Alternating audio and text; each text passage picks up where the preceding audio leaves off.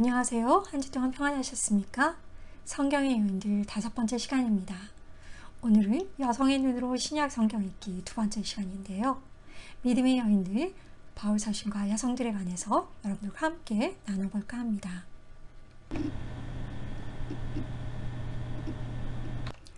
먼저 초대교회에서의 여성의 위치와 역할에 대해 3가지 물음으로 시작해 보려고 합니다.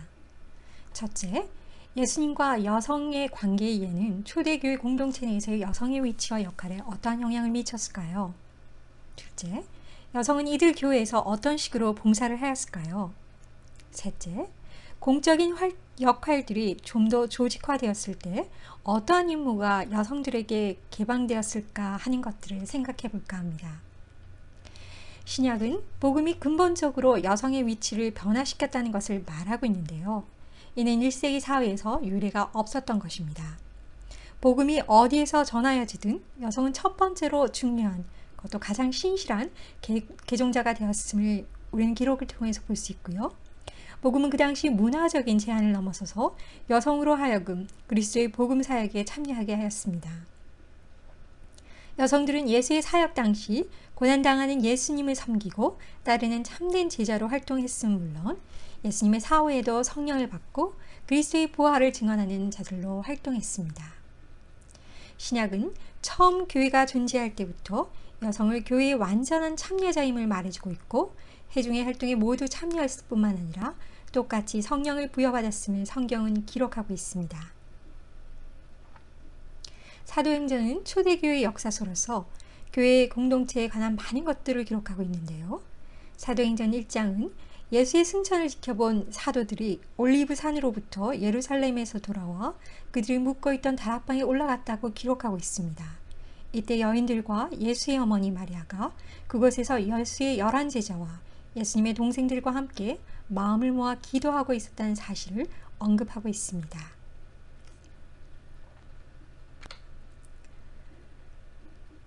사도행전 2장에는요. 성령이 임하였을 때 여자들도 그 장소에 있었음을 기록하고 있습니다.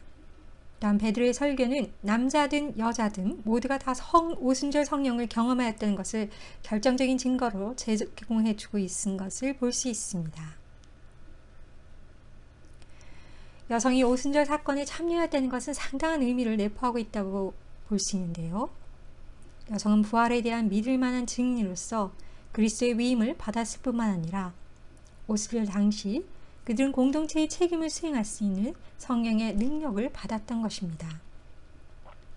이것은 신약 교회에서 여성이 복음 사역을 감당할 수 있는 자격을 부여받았음을 의미하는 것입니다.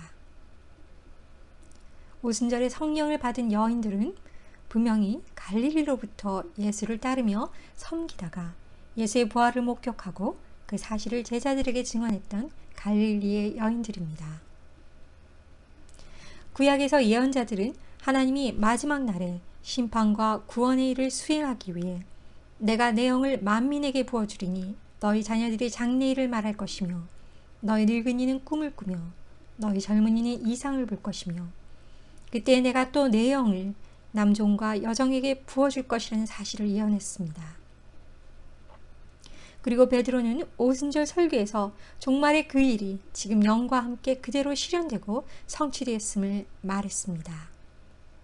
여인들이 하나님의 영을 받고 하나님의 종이 되었으며 부활의 증인으로 택함받은 자들이 되었음을 성경은 분명히 기록하고 있습니다. 이 사건에 대해서 신학자 게르하르트 키텔은 이렇게 평가했습니다.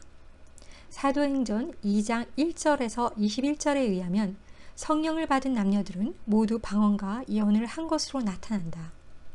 이들이 말한 방언과 예언은 단순히 초자연적인 신비한 힘에 의해 다른 사람이 알아들을 수 없는 입술 소리를 말하거나 미래의 생사화복을 점치는 행위가 아니다.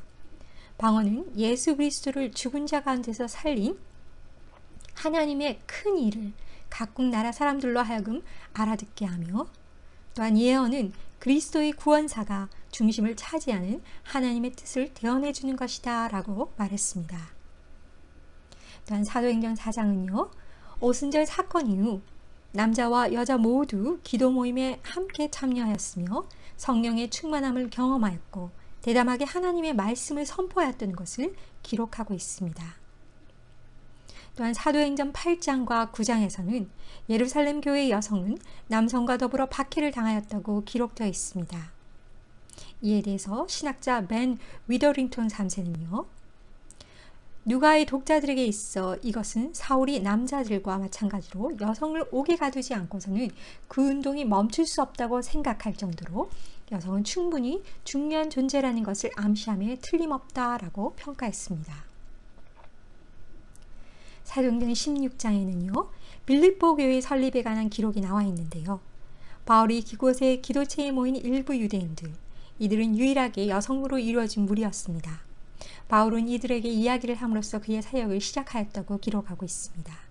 또한 최초의 개종자인 루디아는 바울을 그녀의 집에 초대하였는데 이 집은 그 이후로 신자들을 위한 모임 장소가 되었다는 것을 기록하고 있습니다.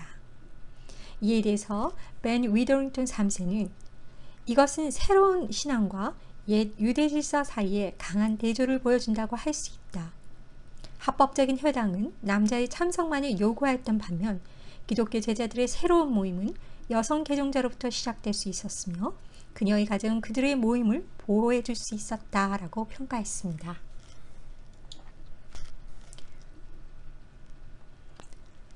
초대 기독교인은 여성이 남성보다 월등히 많았던 것으로 추정됩니다.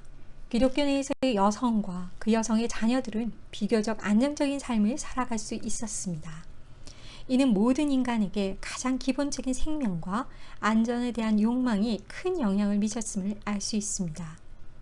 초대교회 여성들은 심신의 안정이 확보되자 전도를 통해 로마 전역으로 기독교가 확산되는 데 큰 기여를 하였음을 알 수 있는데요. 여성의 기독교 개종은 그들의 가족과 지인들의 개종으로 이어졌고 초대교회 여성들의 양적인 팽창은 교회 내에서의 여성의 지위와 역할의 다양성을 이루며 확대되었음을 추측할 수 있습니다. 그러나 이 시대의 여성의 역사는 대부분 소실되었고 이에 따른 역사적 근거를 찾는 것 또한 힘들지만 우리는 당시대의 가장 큰 영향력과 신앙적 근거의 토대를 이룬 사도 바울의 서신서들과 그 외의 자료들을 통해서 초대교회 여성들의 지위와 역할을 파악하는 근거로 삼아서 초대 기독교 공동체에서의 여성들은 주변적 인물이 아닌 제자, 순교자의 삶을 살았던 모습을 살펴보도록 하겠습니다. 첫째, 초기 기독교 공동체는 가정교회를 중심으로 이루어진 공동체였습니다. 가정이란 사적인 영역은 여성에게 속해 있었기 때문에 교회에서 여성의 영향력이 컸다는 것을 암시한다고 볼 수 있습니다. 이에 대해서 신학자 바바라 맥캐피는요. 그녀의 책 기독교 전통 속의 여성에서 이렇게 언급하고 있습니다. 초기 선교가 성공적일 수 있었던 것은 가정교회들의 공헌이 지대했기 때문이다. 가정교회들은 기독교 예배의식이 발전해 갈 수 있는 토양을 제공하였다. 그것은 바로 주의 만찬이 기념되고 복음이 전달되는 장소였기 때문이다.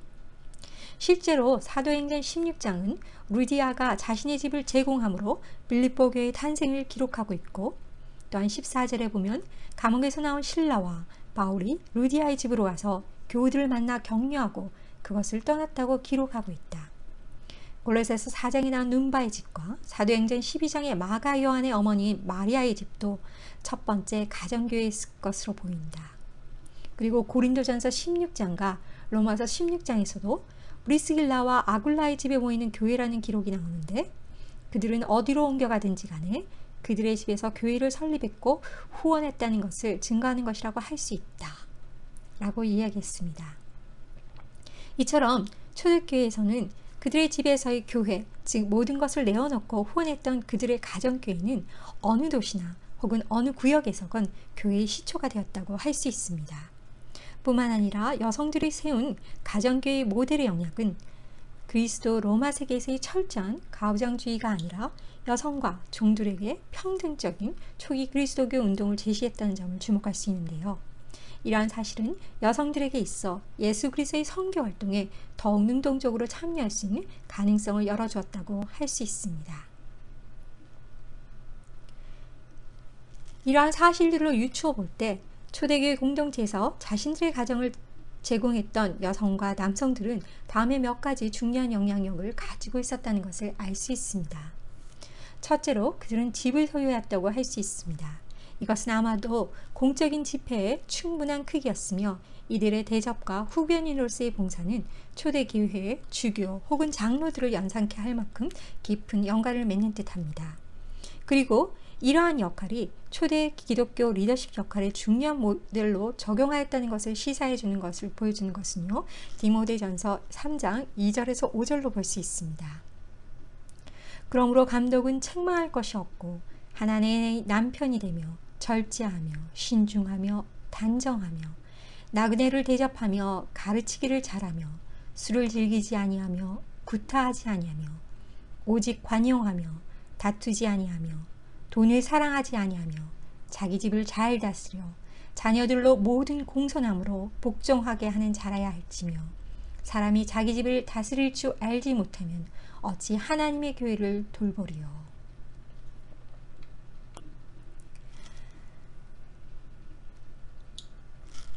바울 서신에 나타난 여성들의 역할에 대해서 조금 알아볼까 하는데요.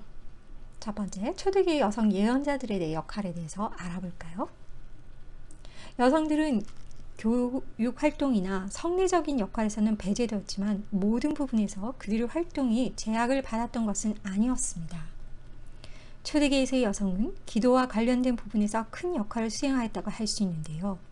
특히 그들이 예언자의 역할을 수행했음을 성경은 기록하고 있습니다. 예언자들은 본래 회중들에 의해 임명되거나 선출된 자들이 아니라 거룩한 성령으로부터 직접적으로 영감을 얻고 계시를 받은 자들이었습니다. 신학자 하이니 그리븐에 의하면 고린도 공동체의 리더십은 예언자들과 교사들에게 있었으며 이들은 모두 성령의 중재자로서 기능을 담당했다라고 했습니다. 예언자들은 회중에게 영감을 받은 메시지를 전달하였고 교사들은 신앙과 실천 사항을 가르쳤습니다. 이러한 예언자들과 교사들은 그들만의 독특한 권위를 획득하게 되는데 이는 성도들이 그들을 신의 중재자로 여기기 때문이다 라고 말했습니다. 또한 사도행전 21장에는요. 가이사라의 전도자 빌립은 4명의 딸을 데리고 있었는데 그들은 모두 예언자로 일했다라고 기록하고 있습니다. 요엘의 예언처럼 예언의 은사를 받은 사람이 여자이건 남자이건 간에 성의 제약을 받지 않고 여성 예언자들이 활동했음을 알 수 있을 뿐만 아니라 초기 그리스도교 운동에서 교회의 영적 은사들이 여성들에게 제약 없이 활용되었다는 점도 알 수 있습니다. 초대교회는 공동체의 직무나 역할에 있어서 확실한 직급이 완비되지 않은 자유로운 공동체였으므로 따라서 성령의 인재에 민감하였으며 그러한 인물들이 그곳에서 두각을 나타냈음을 가히 짐작할 수 있습니다. 초기 그리스도교 문화에서 상당히 많이 다뤄지고 있는 여성의 모습은 과부의 모습인데요. 우리는 이들의 역할에 대해 주목을 해볼까 합니다. 원래 과부들은 단지 교회로부터 도움을 받기만 하는 존재였습니다. 그러기 위해서는 아무런 재산이 없으면서도 정직하게 살고 있는 것으로 알려져 있어야 했습니다. 초대기 그리스도교에서는 과부들도 고아나 이방인들과 마찬가지로 도움을 받아야 하는 자들의 명단에 등록되어 있었는데요. 이것은 구약으로부터 내려오는 말씀으로 하나님께서도 몇 번에 걸쳐 과부들을 확대하지 말고 나라와 마을에서 보호할 것을 말하고 있기 때문입니다. 출애굽기 22장 22절에서는요. 과부나 고아를 해롭게 하지 말라는 말씀과 또한 신명기 10장 18절에서는 하나님의 모습을 말씀하시는데 고아와 과부를 위하여 정의를 행하시는 분으로 묘사하고 있습니다. 초대교회 안에서의 과부는 다음에 3가지 모습으로 나타남을 볼 수 있습니다. 첫째는 거룩함을 추구하는 과부로서의 전통을 지키고 다리 역할을 하는 모습입니다. 학자들은 예수를 도운 여자들 중에 다수가 거룩함을 추구하며 헌신하는 과부들이었을 것이라고 말하고 있는데요. 누가복음 2장에 나오는 안나는 이러한 거룩함을 추구하며 히브리 과부로서 전통의 다리를 놓는 과부의 표상이라고 할 수 있습니다. 그녀는 일생을 거룩하게 보냈으며 예수님을 그리스도, 메시아와 연결시켰던 인물입니다. 둘째, 성경을 보면 과부에 대한 언급이 자주 등장하며 이러한 과부들이 모임이 있었다는 것을 볼 수 있습니다. 사도행전 9장을 보면 욥바에 사는 과부들이 베드로에게 다비다의 선행과 구제함을 말했으며 베드로는 죽은 다비다를 다시 살리는 사건이 기록되어 있습니다. 이를 볼 때 이 과부들은 다비다를 중심으로 모여 살던 공동체로 보이고 베드로가 그들의 요청에 의해 욥바로 온 것이나 다비다가 살아난 후에 과부들과 성도들을 부른 것으로 볼 때 과부들의 직제가 그때부터 있었던 것으로 보입니다. 디모데 전서에서는 과부로 명부에 올릴 자는 나이가 60이 덜 되지 아니하고 한 남편의 아내였던 자로서 선한 행실의 증거가 있어 혹은 자녀를 양육하며 혹은 나그네를 대접하며 혹은 성도들의 발을 씻으며 혹은 환난당한 자들을 구제하며 혹은 모든 선한 일을 행한 자라야 할 것이요 라고 말하고 있습니다. 이것은 교회에서 지원만 받는 과부와 교회에서 봉사하며 헌신하는 직제에 속한 과부들과 구분하고 있음을 알 수 있습니다. 이에 대해서 신학자 진 라포르트는 이렇게 언급하고 있습니다. 더욱이 3세기가 되면 이렇게 도움을 받기만 하던 과부들도 특별한 임무를 수행하기 위해 선출된 자로 나타나기 시작하는데 그녀의 주된 임무는 모든 교회와 그녀의 후원자들을 위해 기도하는 것이었다. 특히 이들에게 이러한 임무가 맡겨지게 된 것은 아마도 하나님은 과부들과 억압받는 자들의 기도를 들으신다는 오래된 믿음이 작용한 것 같다. 특히 환자들을 위한 기도에 효력이 있다고 생각되었으므로 때때로 과부들은 환자들을 위해 손을 얹고 기도를 하기도 하였다라고 말했습니다. 셋째, 경제적인 여유와 자유를 가지고 있어서 초대교회 사역에 동참한 과부의 모습입니다. 이에 대해서 로드니 스타크는 이렇게 언급하고 있습니다. 당시 그리스 로마 사회에서 아우구투스 황제는 2년 이내에 과부들에게 재혼을 하게끔 촉구하였으며 여성의 재산이 남편의 소유가 되게 하였던 점을 생각할 때 상당한 과부들이 재혼을 하지 않고 독신으로 개인적으로 재산을 가지며 살았음을 알 수 있다.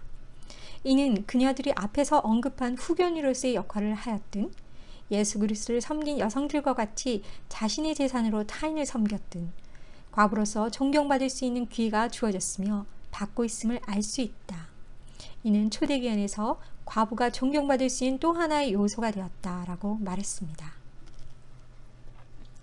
다음으로 주목할 역할은 교사의 역할입니다. 기도서 2장 3절을 보면 늙은 여자로는 이와 같이 행실이 거룩하며 모함하지 말며 많은 술에 종이 되지 아니하며 선한 것을 가르치는 자들이 되고 그들로 젊은 여자들을 교훈하되 라는 구절이 나오는데요. 당시 많은 여자는 교사로서의 역할을 담당했음을 보여주는 기록이라고 할 수 있습니다. 또한 일례로 디모데 후서에서 바울은 디모데 할머니 로이스와 어머니 유니게가 디모데에게 훌륭한 교사였음을 언급하고 있습니다. 초대교회 모임이나 오순절 성령 강림 사건이 모두 마가의 어머니 마리아의 집에서 이루어진 사실이나 빌립보 교회가 루디아에 의해 라오디아 교회가 눈바와 같은 평범한 여성들에 의해 이루어졌다는 사실은 초대교회 공동체에 참여한 예수운동의 전승 주체인 여성들이 그 공동체를 유지시키고 발전시킨 증거라고 할 수 있습니다. 이를 통해서 초기 교회의 여성들이 얼마나 자주적이었는지를 짐작할 수 있는데요.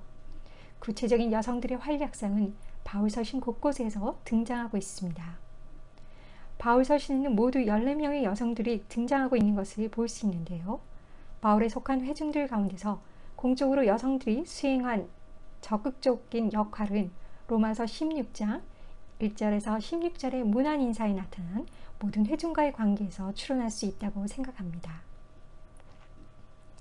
이 문안 인사에 28명이 호명되는데 그 중에서 10명이 여자들입니다. 갱그레아 교회에서 봉사하는 베베, 그리스도 예수를 위해서 함께 일하는 동지 프리스킬라, 수고를 많이 한 마리아, 나와 함께 갇혔던 유니아, 주님을 위해서 애쓴 두르베나와 두르보사, 특별히 수고한 사랑하는 버시, 루포의 어머니 율리아, 내레의 누이가 언급되고 있습니다. 또한 빌립보서 4장에는 복음을 전하느라고 나와 함께 애쓴 사람들로서 유오디아와 순두개를 언급하고 있습니다. 바울의 안부와 격려를 받는 이 여인들은 누구일까요? 안타깝게도 이 여인들 모두에 대한 자세한 기록은 거의 나와 있지 않습니다. 하지만 이 여인들의 기록이 무엇을 의미한다고 볼 수 있을까요? 초기 그리스도교 운동에서 바울과 함께 남성과 여성들의 헌신과 수고가 있었음을 간파할 수 있는 부분이라고 할 수 있습니다. 자, 그럼 저와 함께 바울의 사역에 함께했던 믿음의 여인들을 만나볼까요? 첫 번째 주인공은 봉사와 구제의 삶을 보여준 욥바의 여제자 다비다입니다. 사도행전 9장 36절은 이렇게 시작하고 있습니다. 욥바의 다비다라 하는 여제자가 있었으니 그 이름을 번역하면 도르가라. 선행과 구제하는 일이 힘이 많더니. 바울과 동역했던 여성들 중 다비다는 신약 성경에서 유일하게 여제자로 거명된 여성입니다. 특히 그녀는 선행과 구제하는 일에 힘쓴 여인이었습니다. 다비다가 여제자로 불린 것은 주목할 만한데요. 이것은 오순절 성령 체험 이후 주님께서 말씀하신 대로 남녀를 불문하고 복음을 위해 헌신하는 제자의 범위가 넓어졌다는 것을 의미한다고 할 수 있습니다. 당시 지중해 연안에 위치한 욥바에는 과부들이 많았습니다. 날씨가 궂을 땐 배가 파손되어 많은 어부들이 물에 빠져 죽었으며, 그러면 그들의 남은 아내들은 남편뿐 아니라 삶의 기반까지 잃어버렸습니다. 그 당시에는 아무런 사회보장 제도도 없었지만 하나님의 말씀은 그분의 백성들에게 과부와 고아들을 잘 돌보라고 분명히 가르치고 있습니다. 제자인 다비다는 하나님께서 특별한 방법으로 관심을 가지신 그들, 특히 가난한 자와 가부들에게 물질적 도움을 주었으며 그녀의 온 마음을 다해 선행과 구제의 삶을 실천하였음을 알 수 있습니다. 다비다가 병들어 죽었을 때 많은 과부가 베드로 곁에서 울며 다비다의 선행에 대한 고마움을 표시하였다고 사도행전 9장은 언급하고 있습니다. 욥바에 있는 많은 과부들이 다비다가 지어준 옷을 입고 있었다고 말하고 있고, 또한 다비다는 과부들의 도덕적이고 영적인 뒷받침을 해주는 여인이었을 것이라고 추측할 수 있습니다. 베드로가 죽은 다비다를 하나님의 능력으로 살림으로 욥바의 많은 이들이 주님을 믿게 되었습니다.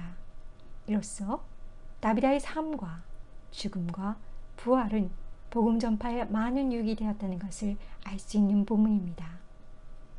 사실상 다비다의 예는 봉사가 핵심인 교회 직무의 발전에 도움이 되었을지 모릅니다. 다비다는 제자들의 성격 가운데 하나인 성김의 리더십을 실천해 많은 사람을 주께로 인도한 여제자였습니다. 그녀가 보여준 섬김의 리더십은 바울의 선교의 사역에서 중요한 역할을 하였습니다.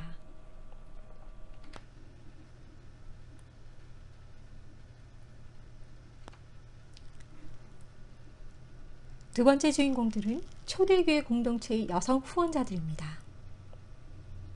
사도행전 12장 12절에서 17절의 말씀은 초대교회 공동체의 여성 후원자로서 예루살렘 공동체의 요한 마가의 어머니 마리아를 소개하고 있습니다. 말씀을 볼까요?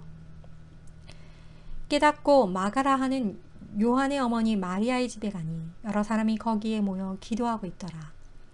베드로가 대문을 두드린데 로데라 하는 여자아이가 영접하러 나왔다가 베드로의 음성인 줄 알고 기뻐하여 문을 미처 열지 못하고 달려들어가 말하되 베드로가 대문 밖에 섰더라 하니 그들이 말하되 내가 미쳤다 하나 여자아이는 힘써 말하되 참말이라 하니 그들이 말하되 그러면 그의 천사라 하더라.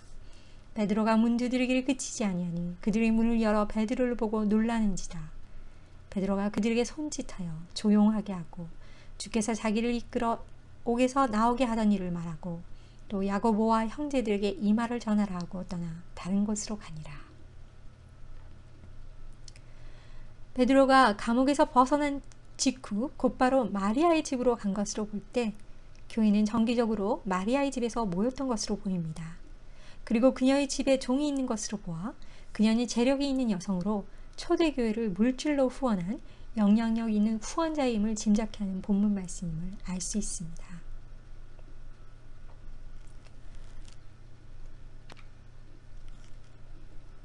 사도행전 16장 12절에서 15절 말씀은 또 한 사람의 초대교회 여성 후원자로서 유럽 교회를 처음 설립한 루디아를 소개하고 있습니다. 말씀을 보겠습니다. 거기서 빌립보에 이르니 이는 마게도냐 지방의 첫 성이요 또 로마의 식민지라. 이 성에서 수일을 유하다가 안식일에 무리가 기도할 곳이 있을까 하여 문 밖 강가에 나가 거기 앉아서 모인 여자들에게 말하는데, 두아디라시아에 있는 자색옷감 장사로서 하나님을 섬기는 루디아라 하는 한 여자가 말을 듣고 있을 때 주께서 그 마음을 열어 바울의 말을 따르게 하신지라. 그와 그 집이 다 세리를 받고 우리에게 청하여 이르되, 만일 나를 주 믿는 자로 알거든 내 집에 들어와 유하라 하고 강권하여 머물게 하니라. 당시 빌립보는 에게해와 아드리아해 사이에 있는 상업의 중심지 마게도냐에 위치한 중요 도시였습니다. 또한 이곳은 로마의 교통로인 에그나티아 가도를 통해 중동과 유럽을 연결시키는 다리 역할을 했다고 알려져 있습니다. 사도 바울은 두 번째 선교여행 중 이 유럽 땅 빌립보에서 첫 제자를 얻는데요. 그녀는 여인 루디아로 성공한 여성 상인이었습니다. 루디아 지역에서 나오는 자줏빛 옷감 장사로 많은 성공과 함께 넓은 집에서 하인들을 두고 살아가는 그 시대에 몇 안 되는 독립적인 여인이었음을 알 수 있습니다. 이 열정적인 여인은 바울의 설교를 듣고 온 가족과 함께 세례를 받습니다. 또 그녀가 제일 먼저 드린 것은 그녀의 가정이었습니다.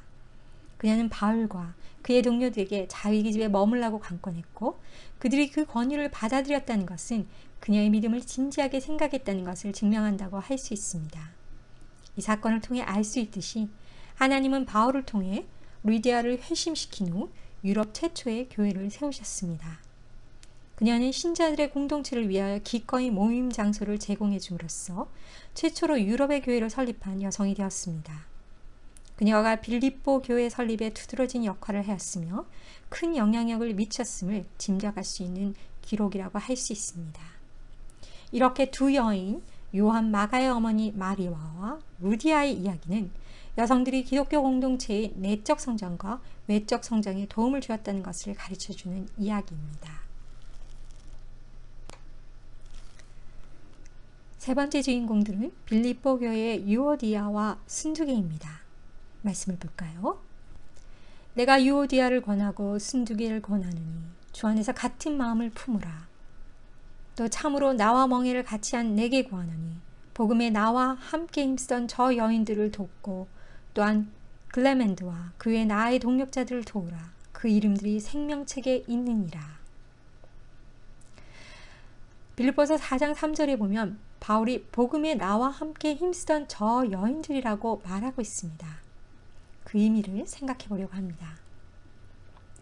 신학자 데렉 토마스에 따르면요, 함께 힘쓰던 쉰들레선이라는 용어가 중요한 단서를 제공해 준다고 말하는데요. 이 말은 운동선수가 시합에서 승리하기 위해 모든 근육을 긴장시키는 것 같이 어떤 것을 위해 힘써 싸우다라는 것을 의미하였다고 합니다. 그러므로 이와 같이 헌신적으로 이러한 여성들이 빌립보에서 복음의 승리를 위해 열심을 다하여 싸웠다는 것을 의미한다고 말하였습니다. 그리고 나서 토마스는 다음과 같이 결론을 내리고 있는데요. 만약 그들이 단지 물질적인 도움과 친절하게 접대만 하고 배경에 남아 있었다면 사도 바울은 아마도 이와 같이 강한 단어를 사용하지 않았을 것이다. 쉰데렐라산이라는 단어는 바울의 사역에 좀 더 적극적으로 참여했음을 나타내준다. 그들은 복음을 위하여 사도 바울과 함께 힘썼으며 위험할 정도의 그들의 현재의 투쟁으로 교회의 부흥에 영향력을 미칠 수 있는 위치에 이르게 되었다라고 말했습니다. 또한 신학자 빅터 픽치는요, 그의 연구에서 이러한 결론을 지지해주고 있다고 할 수 있습니다. 그는 이 동사는 이러한 여성들이 단순히 사도 바울을 그들의 가정으로 맞아들였다는 것을 의미하기보다는 좀 더 적극적인 역할을 내포하고 있는 것으로 보인다라고 언급하고 있습니다. 좀 더 확실한 단서는요, 복음 안에서라는 구절에 있다고 할 수 있습니다. 여성들이 바울과 함께 행한 일을 묘사하는 것으로서 그 구절은 공적인 사역을 언급하는 것으로 보입니다. 이에는 복음을 선포하는 적극적인 역할도 포함된다고 볼 수 있고, 또한 바울은 빌립보서 4장 3절에서 그 이름들이 생명책에 있는 나의 남은 동력자들과 같은 위치에 놓고 있는 것을 볼 때 그녀들의 수고와 헌신을 바울이 얼마나 높이 평가하고 있는지를 알 수 있습니다.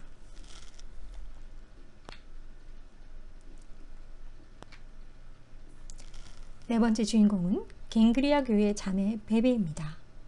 말씀을 볼까요? 내가 갱그리아 교회의 일꾼으로 있는 우리 자매 베베를 너희에게 추천하노니 너희는 주 안에서 성도들의 합당한 예절로 그를 영접하고 무엇이든지 그에게 소용되는 바를 도와줄지니 이는 그가 여러 사람과 나의 보호자가 되었습니다.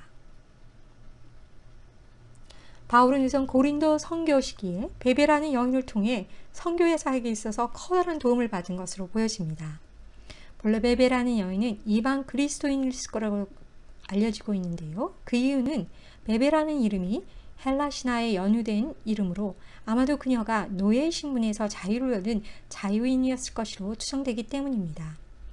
고대 헬라 사회에서 여성의 자기 정체성은 주로 남성에 의한 관계에 의해 규정되는 것이 일반적인 현상이었습니다. 여성들은 그녀의 가정 상태, 즉 누구의 딸, 누구의 아내 또는 과부의 상태로서 특징 지어지고 했습니다. 그러나 여기서 베베는 그의 성의 역할에 의해서나 또는 가정 상태에 의해 규정되지 않고 오히려 그녀의 교회적인 기능과 역할에 의해 평가받고 있다는 사실을 주목할 필요가 있습니다. 그녀에 대한 세 가지 동격을 뜻하는 수식어는 다음과 같습니다. 우리의 자매, 갱그리아 교회의 사역자, 그리고 바울을 포함한 많은 사람의 보호자입니다. 그녀는 고린도의 동부 항구 도시인 갱그리아 교회에서 사역한 여인으로 이러한 표현이 담고 있는 뜻은 베베가 교회에서 중요한 직분을 맡고 있었음을 보여준다고 할 수 있습니다. 따라서 베베는 자기의 집에서 교회로 모였고 그곳에서 선도적인 역할을 감당하던 여인으로 여겨집니다. 베베는 먼저 바울로부터 우리의 자매라는 칭호를 받고 있습니다. 바울은 자매라는 말보다는 형제라는 말을 일반적으로 기독교 공동체의 남성과 여성 신도 모두를 포괄 때 사용하고 있습니다. 바울이 자매라는 말을 쓸 때는 아주 구체적인 경우인데요. 예를 들면 고린도전서 7장과 9절에 사도들의 아내로서의 자매이거나 빌레몬서 2장의 베베와 아피아의 경우가 그렇다고 할 수 있습니다. 여기서 자매라는 말은 공동체의 회원이라는 의미 이상을 뜻하는 것으로 보입니다. 그뿐 아니라 로마 교회도 이 사실을 알기를 바라는 것으로 이해한다면 이것으로 보아 베베는 누구나 인정하는 교회의 회원이며 바울의 동역자임을 암시하고 있음을 알 수 있습니다.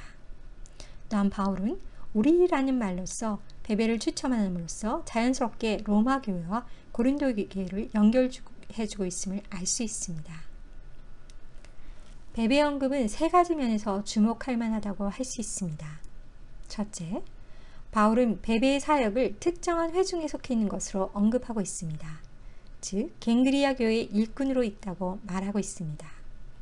이것으로 비추어 볼 때 사도 바울의 추천의 특징들은 베베가 갱그리아 교회에서 상당히 중요한 공식적인 지위를 갖고 일하였던 자임을 바울이 알려주고자 하였다는 증거를 제공해 준다고 할 수 있습니다.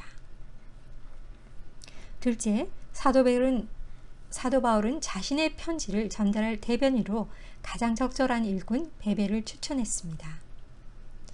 고대 사회에서 편지의 전달자는 때때로 편지의 수신자들에게 발신자들을 대신하여 편지의 내용까지 설명해 주어야 하는 책임을 지고 있었다고 한다면 바울이 자신의 가장 중요한 편지 중에 하나인 로마서를 보낼 때 베베를 자신이 한 번도 방문한 적이 없는 로마 교회에 전달하는 책임자로 선정하였다고 하는 것은 베베가 로마서를 잘 이해하고 설명할 수 있는 신학적 훈련을 받았거나 아니면 바울의 스페인 선교를 준비하는 특별한 사명을 맡겼을 것이라는 사실을 부인할 수 없게 하는 것입니다. 셋째, 로마 교회 성도가 적절한 예절로 그녀를 영접하여 필요한 모든 것을 공급하도록 권하고 있습니다.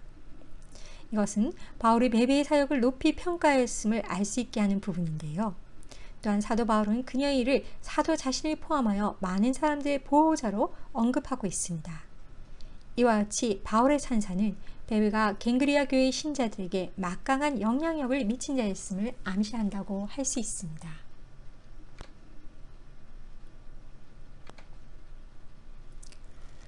다섯 번째 주인공은 유니아입니다. 말씀을 볼까요? 로마서 16장 7절 말씀입니다. 내 친척이요 나와 함께 갇혔던 안드로니고와 유니아에게 문안하라. 그들은 사도들에게 존중이 여겨지고 또한 나보다 먼저 그리스도 안에 있는 자라. 여기서 사도들에게 존중이 여겨지고 라는 것은 어떤 의미일까요? 헬라어 원문은 그들은 사도들 가운데 뛰어난 자들이다 라고 기록되어 있습니다. 즉 안드로니오가 유니게는 사도들에게 잘 알려진 자 아니면 사도로서 유명한 자임을 말해준다고 할 수 있습니다. 이에 대해서 신학자 머레이는요, 사도라는 칭호는 이 사람들이 사도들에게 잘 알려져 있으며 신앙과 봉사로 유명한 자라는 것을 암시한다 라고 말했고요. 또한 신학자 브루스는요, 그들 자신이 사도로 여김을 받던 자들이었다 라고 해석하고 있습니다. 또한 신학자 윌리엄 샌데이스는요, 에피스모스는 문자적으로 도장을 받았다, 표시를 받았다는 뜻으로 사도들의 단체에 잘 알려진 자들에게 사용된 것이 아니라 유명한 자로서 사도들의 단체로부터 택함을 받은 자들에게 사용되었을 것이다 라고 해석하고 있습니다. 또한 바울이 나보다 먼저 그리스도 안에 있는 자라 라는 언급을 볼 때 안드로니고와 유니아가 바울보다 먼저 믿은 신자라는 점에서 그들은 예수님께서 승천하기 이전 부활하신 주님이 나타나셨던 예수님을 따르던 많은 유대인들 중에 속한 자들일 수 있습니다. 오순절 성령 강림에 참여한 120명의 성도들 중에 포함되었거나 부활하신 예수를 목격한 500여 성도들 중에 포함되었을 가능성도 크다고 할 수 있습니다. 그들의 영향력은 바울 자신으로부터 사도들 가운데 유명한 자라는 찬사를 들을 정도로 주목할 것이었습니다. 현대학자들은요, 유니아라는 이름에 대해서 두 가지 가능성을 제시하고 있는데요. 첫째로 남성 이름은 유니아스를 줄여서 유니아누스를 줄여서 유니아스로 불렀다는 것과 두 번째는 로마 여성들에게 흔한 여성 이름인 유니아일 가능성입니다. 유니아의 이름에 논란의 여지가 있는 것은 그 이름이 사도들에게 존중이 여김을 받는다라는 구절 때문입니다. 이에 대해서 황금의 입으로 잘 알려진 4세기 요한 크리소스톰은요, 유니아를 여성 사도로 보고 그녀를 높이 칭찬하고 있는데요. 이 여성의 헌신이 얼마나 위대한 것인가, 그녀는 사도라고 칭함을 받을 만한 가치가 충분히 있다라고 찬사를 보냈다고 전해지고 있습니다. 바울 사도가 비록 넓은 의미로 사용했지만 유니아가 평신도가 아닌 사도라는 특별한 직책을 가진 자로 불려지고 있다는 사실과 여성에게 사도라는 명칭을 사용했다는 것은 능력과 일, 지도력에 있어서 사도 바울의 인정을 받는 여성들이 있었다는 것을 보여주는 근거라고 할 수 있습니다.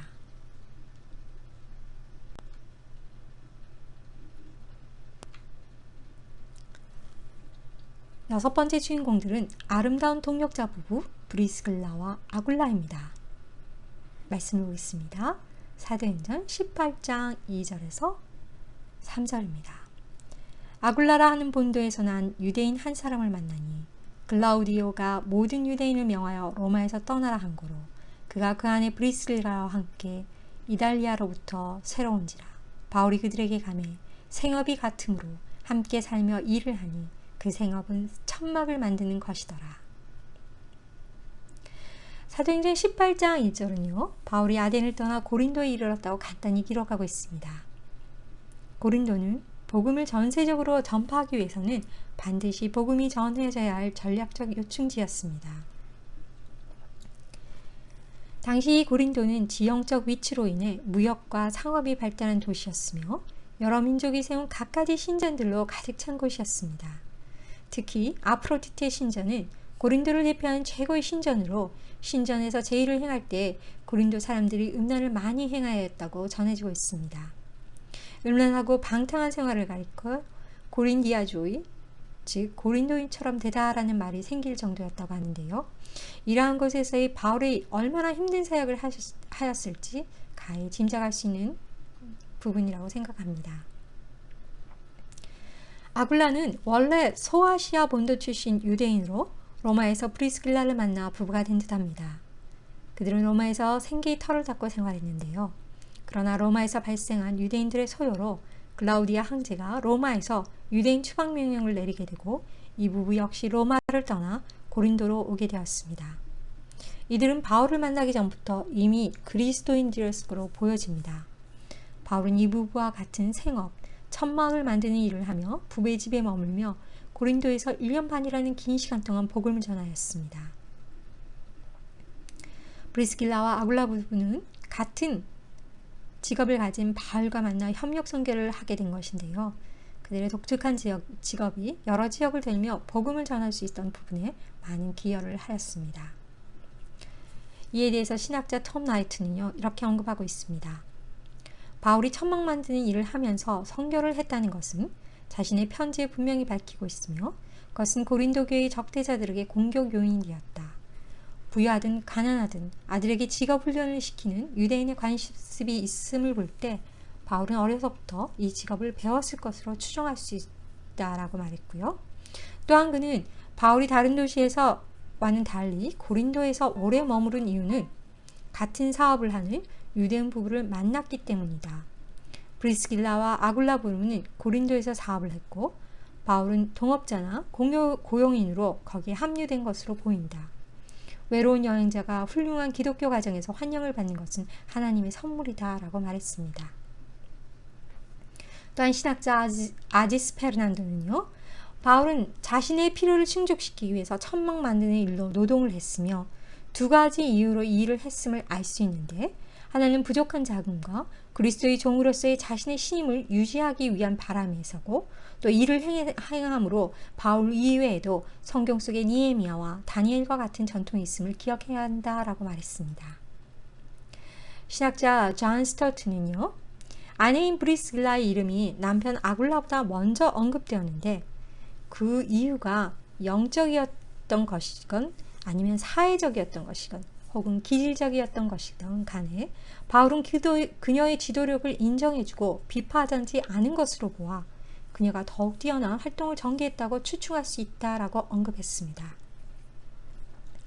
즉 바울은 브리스길라를 여러 면에서 재능이 많고 사람에게 인정받는 여성 지도자로 여겼음을 알 수 있습니다. 브리스길라와 아굴라는 바울과 함께 에베소로 갔고 바울이 안디옥 교회로 돌아간 이후에도 계속 에베소에 머물러 교회의 지도자 역할을 감당하며 성경에 능통한 아볼로를 데려다가 하나님의 말씀을 가르치게 되는데요. 아볼로가 성경에 능한 자라는 점에 있어서 하나님의 도를 더 자세히 풀어 그들이 설명하였던 것은 브리스길라와 아굴라가 아볼로가 받아들인 것을 보장할 수 있는 전문가적 식견이 있었다는 것을 말해주는 것이라고 할 수 있습니다. 또한 바울은 로마서 16장 3절에서 5절에 이들 부부의 헌신에 대해서 이렇게 언급하고 있습니다. 너희는 그리스도 예수 안에서 나의 동역자들인 브리스가와 아굴라에게 문안하라. 그들은 내 목숨을 위하여 자기들의 목까지 내놓았나니 나뿐 아니라 이방인의 모든 교회도 그들에게 감사하느니라. 또 저희 집에 있는 교회에도 문안하라. 내가 사랑하는 에베네도에게 문안하라. 그는 아시아에서 그리스도께 처음 맺은 열매니라. 로마서 3절부터 16절까지 로마교회 성도들에게 문안하는 내용 중 제일 먼저 문안하도록 요청한 사람은 브리스길라와 아굴라입니다. 바울은 자신의 선교 사역에 있어서 자기를 도와줬던 이 부부를 동역자라고 칭하면서 그리스도 예수 안에서라는 구절과 함께 이 명사를 사용하고 있습니다. 그가 브리스길라와 아굴라 부부를 나의 동역자들이라고 한 것은 그들의 수고에 경의를 표함과 동시에 그들의 권위를 강화시켜주는 것이라고 할 수 있습니다. 바울은 남성과 마찬가지로 여성도 기꺼이 동역자로 언급하고 있는데요. 그의 사역을 도와준 여성들에게 즐겨 사용한 용어인 동역자 슈네르고스는요, 그것과 동의어인 근면한 자들인 코피온과 더불어 특정한 기독교 그룹을 언급할 때 사용되어지는 용어였습니다. 또한 16장 4절에서 바울의 복음 사역에 있어서 브리스길라와 아굴라가 조력한 헌신의 정도를 비유적인 표현으로 자기의 목이라도 내놓았나니 라고 매우 생생하게 표현하고 있는데요.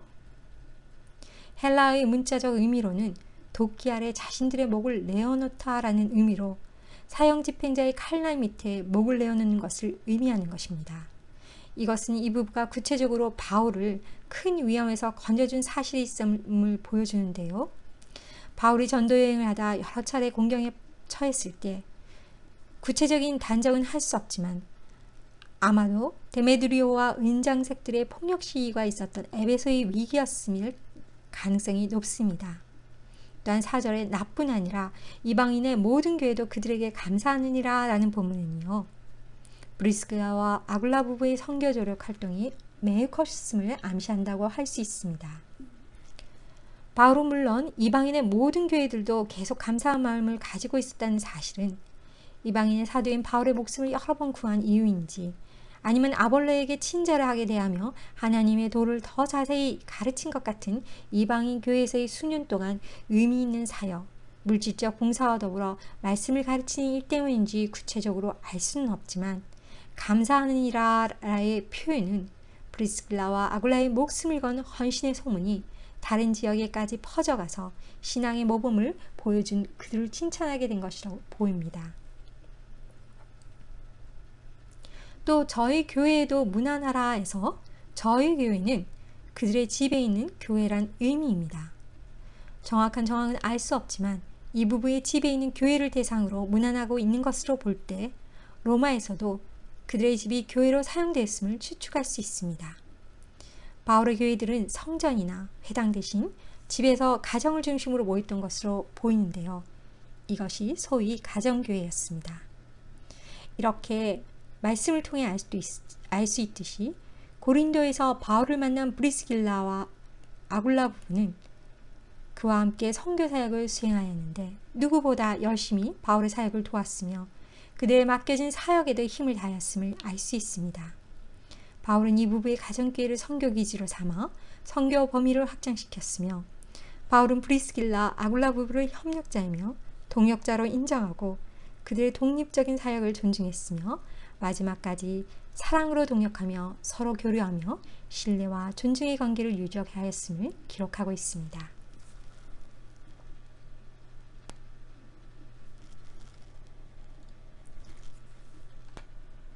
디도서 2장 3절에서 5절 말씀입니다.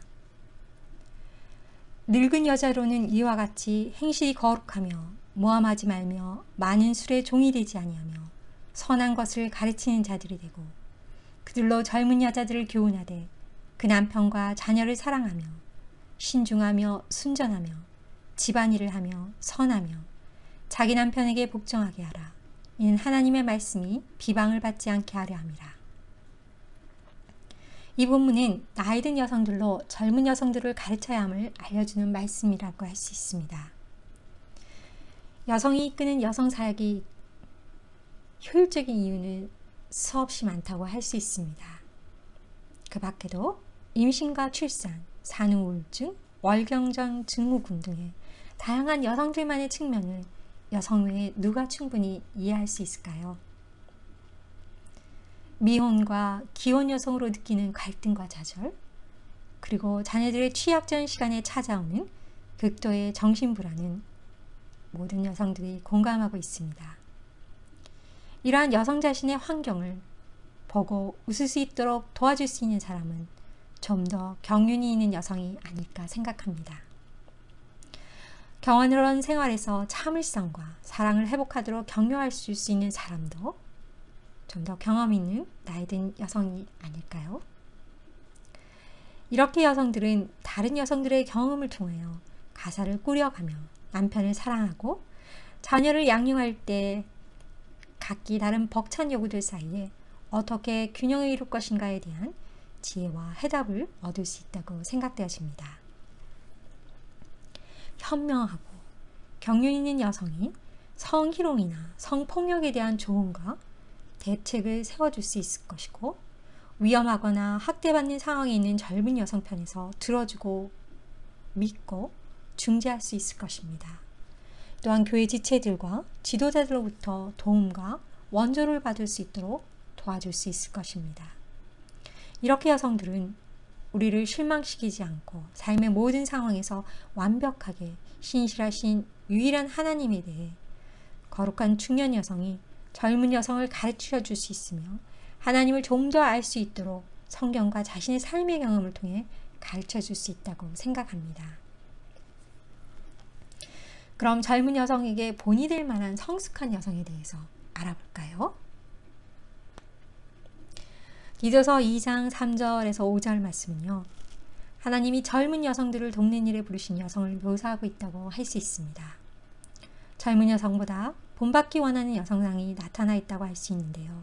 이런 성숙한 여성들의 삶을 들여다보면 그들이 하나님과의 어떤 관계를 맺고 있으며 이웃과의 중요한 관계는 어떻게 지속하는지 알 수 있습니다. 4가지 자질에 대해서 언급하고 있는데요.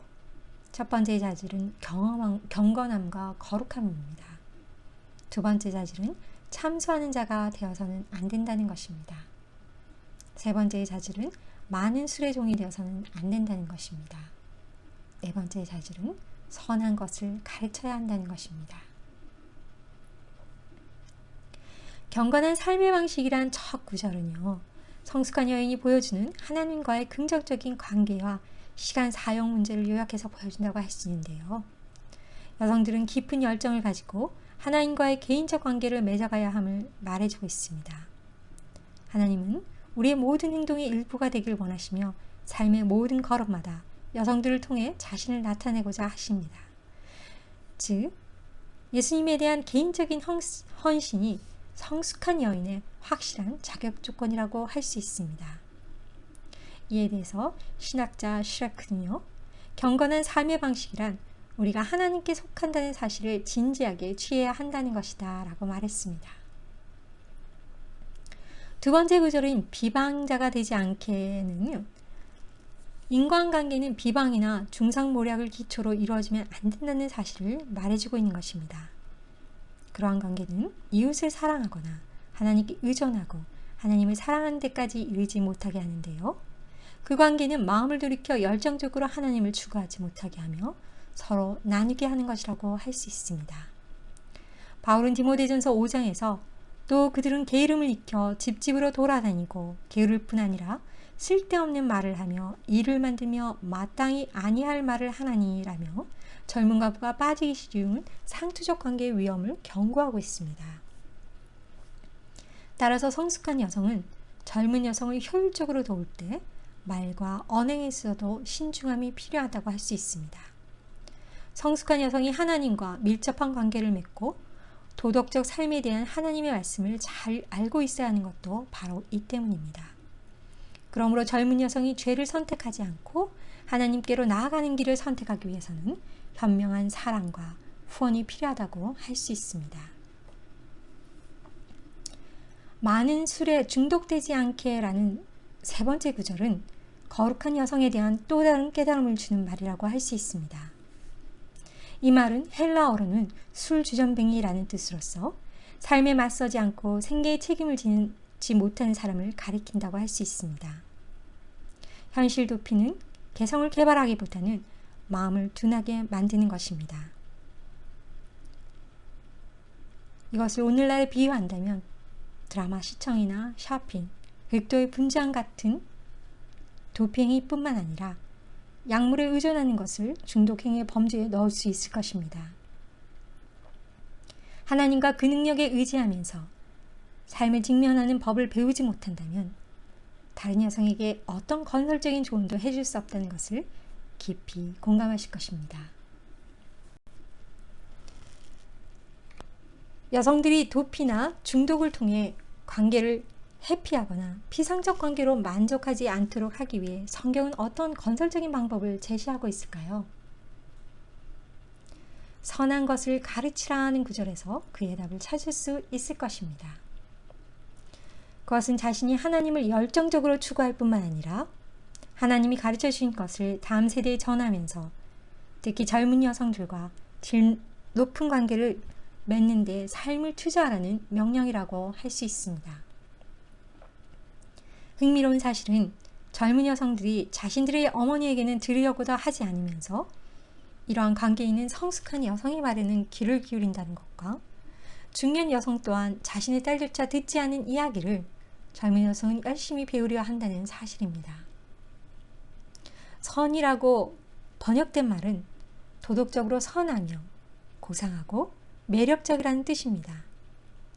가르치는 사람은 선이 무엇인지 알아야 합니다. 선이 무엇인지 이해하려면 하나님의 말씀에 대한 지식이 있어야 합니다. 인생 문제의 많은 부분이 성경에 그대로 나와 있지는 않지만 현대적 해결법을 말해주는 성경적 원리는 명백히 나와 있습니다. 하나님과 성경을 알게 된 성숙한 여성만이 젊은 여성에게 그 원리를 나누어 줄 수 있다고 생각합니다.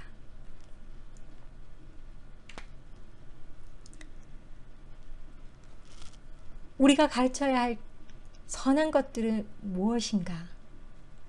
말씀을 보겠습니다. 디도서 2장 4절에서 5절 말씀입니다.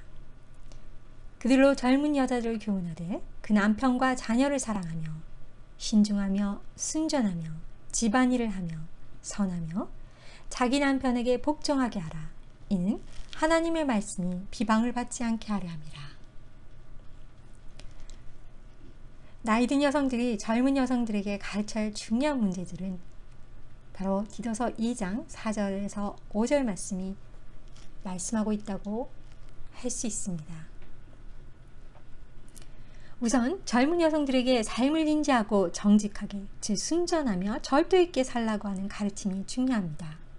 그들에게 성실과 현실성을 가르치는 것은 사람이 살아가는데 중요한 삶의 원리라고도 할 수 있습니다. 현실을 도피하는 것은 성격적 삶이 아닙니다.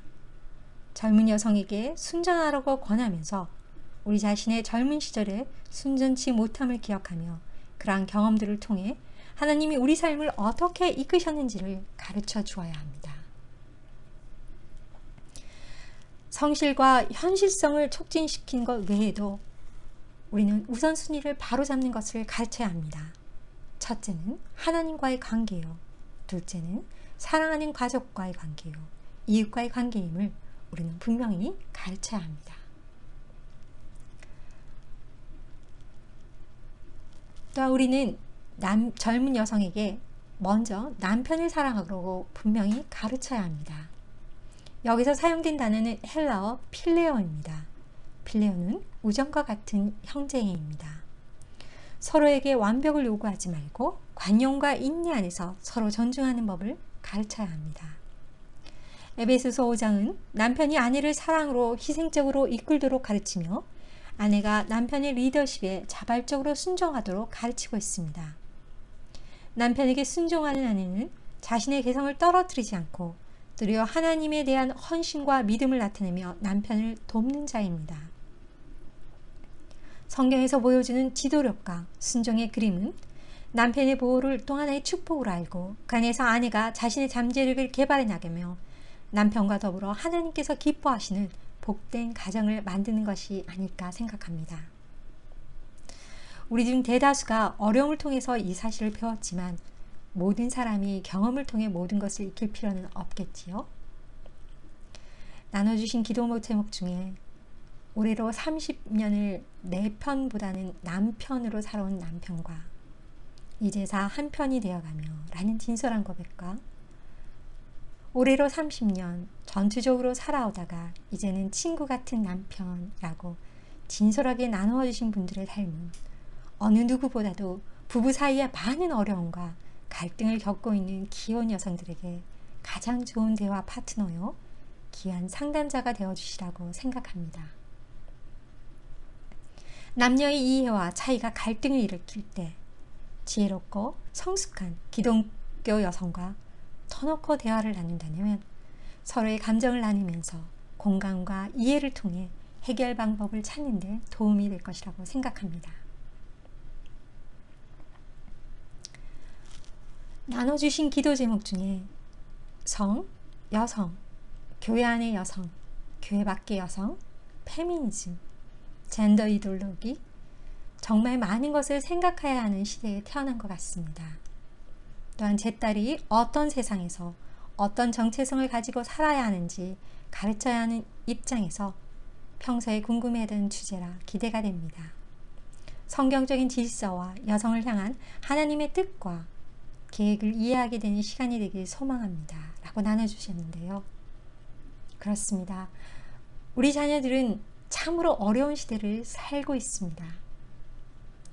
낙태가 늘어가고 있고 또한 살아남은 아이들도 방치와 괴롭힘 등 온갖 학대를 당하며 살아가고 있습니다. 성 문제로 인한 각종 범죄와 성 정체성에 대한 혼란 속에서 살아가고 있음을 부인할 수 없습니다.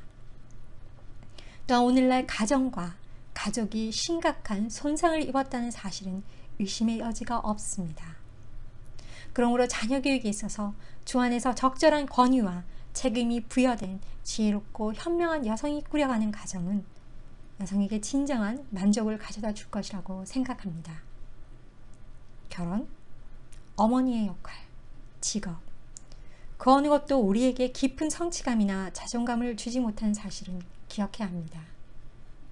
오직 하나님 말씀 안에 사랑과 나눔의 실천의 삶을 통해서 딸로서, 아내로서, 어머니로서의 주어진 소명들을 지혜롭게 감당할 수 있음을 우리는 이 시대의 여성들에게 가르쳐야 합니다.